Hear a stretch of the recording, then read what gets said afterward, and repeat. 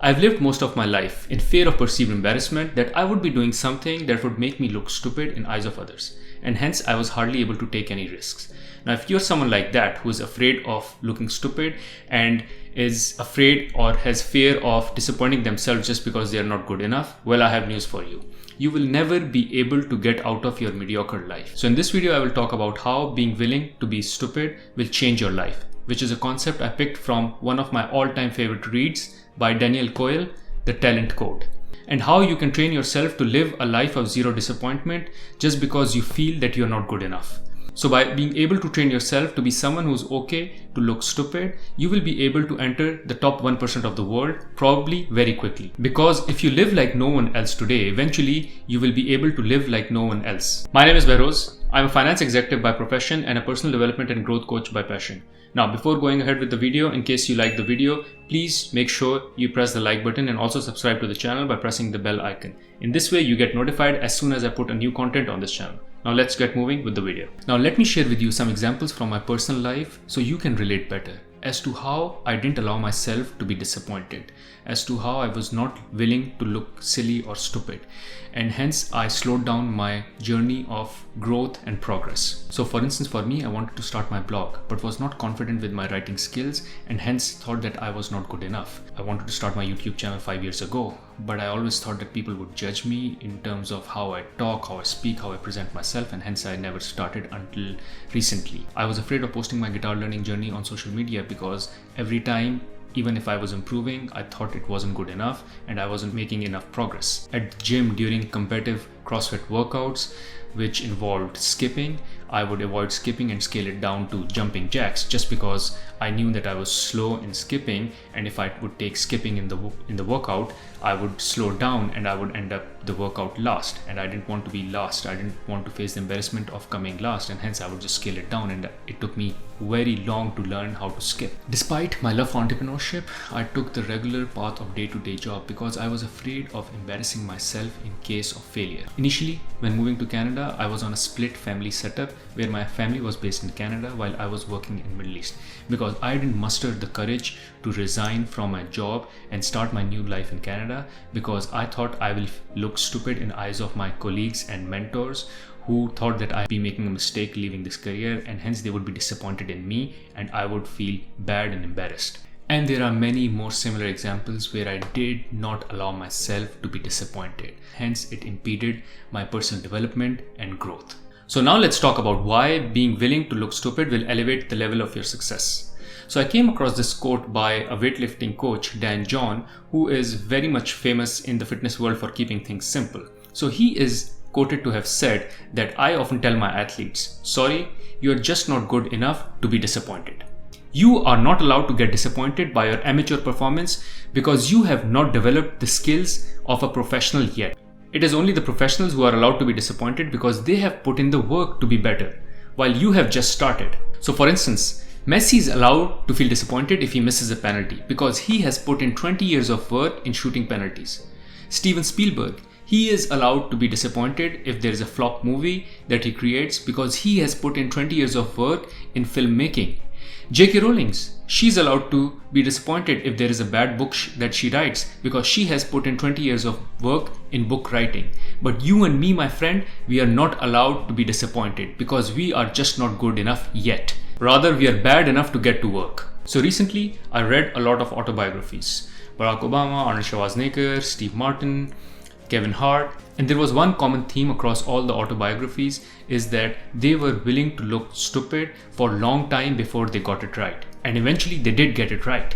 They knew early on that being willing to risk the emotional pain of making mistakes is absolutely essential because this is how your brain grows. This is how it forms new connections, by failing, reaching, and then failing again. This is how we learn, by making mistakes. The problem is that most people are afraid of looking stupid because it is not fun. People laugh at you. It is embarrassing and not nice at all. Now in the beginning, you're just learning, developing, and building. You've not developed enough competency to feel disappointed from your immature performance. You're only supposed to be feeling stupid and unskilled. The people who have least right to feel disappointed are the ones who are usually most hard on themselves. So for instance, we feel disappointed when we start a new job and don't do well in the first initial days or months. For instance, we feel disappointed when we set our self-fitness goal but not able to deliver on those goals in the first 2 to 3 months. Or we feel disappointed when we make a video and no one likes or views that video on YouTube. Or for instance, we feel disappointed when we write a blog and no one reads it. Or for instance, we feel disappointed when we finally make up the courage to start a business and it fails. Or we feel disappointed when we pitch an idea to someone and they don't like it. But in the beginning, it is supposed to be struggle. Rather, it's all supposed to be struggle. The approach successful people take is an indication of how much struggle is linked to success. The successful people, they take failure as a reason to recommit to the process, as against feeling disappointed. And if that is how successful people approach their craft, then you and I need to learn from it, and this is how we need to approach our goals. That is, you and I are not good enough to be disappointed, and you and I are not bad enough to get to work. So on the same note, I would like to share one of my favorite tweets from Stephen Bartlett, CEO and founder of Social Chain, and let me quote, "Being willing to look stupid, weird, broke, or wrong in the short term is one of the greatest comparative advantages anyone can have in the long run." So if looking stupid is so good, then why don't we do it? Why doesn't it come naturally to us? Most people are living on someone else's terms, avoiding ridicule and embarrassment. In most cases, this mindset comes from early memories or childhood. You cannot imagine how much power these early little memories have on us and how much power we've given to others just so they wouldn't laugh at us. Now, one example being the image of our 14-year-old self tripping and falling on the ground still flashes in our head. Now here, let me share a quote from one of my favorite Stoic philosophers. That is, if you want to improve, be content to be thought foolish and stupid. This fear of being thought foolish and looking stupid comes from an old age problem, that is what others think of us. Now, ideally, we know that we should not be caring about what others think of us, but yet, taking a small example, even today, most of us are not on that stage of enlightenment where we can stick our hand out in a lecture and ask a question comfortably. At times, we tend to feel stupid when we are making changes and learning. Let's take sports as an example. So when we are trying to make a change in our golf swing, initially we will be making mistakes. We won't be able to hit all our strikes. Many feel that they're making mistakes and they feel stupid when they do this. However, they should know that this is the process through which they will make the change. And everyone goes through this process, and this is how everyone learns and create new habits. If you're not willing to make the mistakes and miss those shots, then you won't be able to try and create those new habits and won't be able to learn eventually. Now let's talk about how we can get comfortable with being willing to be stupid. Number one is mindset change. That is, recognizing that no one is thinking about us. Now, one major reason behind our fear of looking stupid is something called the spotlight effect. That is our tendency to massively overestimate the amount that others are thinking about us. In other words, we tend to think that there is a spotlight on us which tend to highlight and broadcast all our mistakes and mishaps to the world. Everyone is far busy worrying about their own lives. Rather, everyone is engaged mostly in their own spotlight effect, where while you are thinking what others are thinking about you, others are thinking what you and others are thinking about them. This goes back to my another favorite quote, which is, we would worry less about what others think of us only if we knew how seldom they do. And if you're still not convinced that nobody remembers how you mispronounced a particular word in high school, try remembering the same mistake for your classmate. You will find that it is harder than remembering your own mistake. There is no need to obsess on what others think of us, because the reality is that everyone has their own greater concerns and you are least of their problems. So speak your mind, take some risks, be the man in the arena.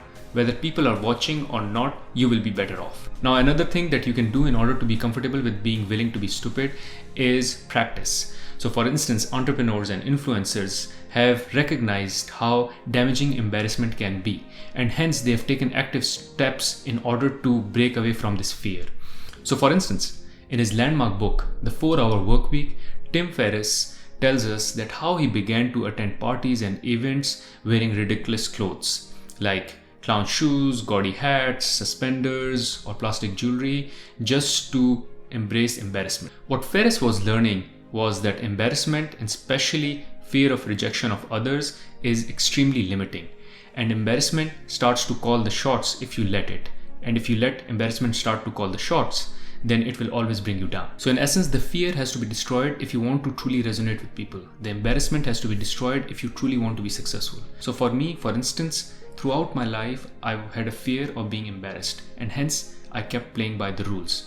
The trouble was that I was living a mediocre life and it wasn't fun, joyful, and fulfilling. So for me, now I'm on a journey of being willing to be stupid, to mess up things, to make mistakes. I'm gradually training myself to be okay with embarrassment and disappointment.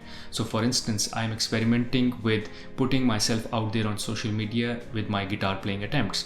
Or I started my blog and later my YouTube channel, which previously I was holding on to just because I was feeling what others would think about me and how they would judge my writing style, my videos, what I have to say. But now I'm training myself and putting myself out there. I do what I want. I write what I want to write. I make videos of things that I want to make videos of. I share on my social media things that I want to share. And I'm not afraid of looking stupid anymore because I've come to the realization that there is nothing on the other side of fear. Because I know that only if I practice, I will be able to move from being amateur to professional.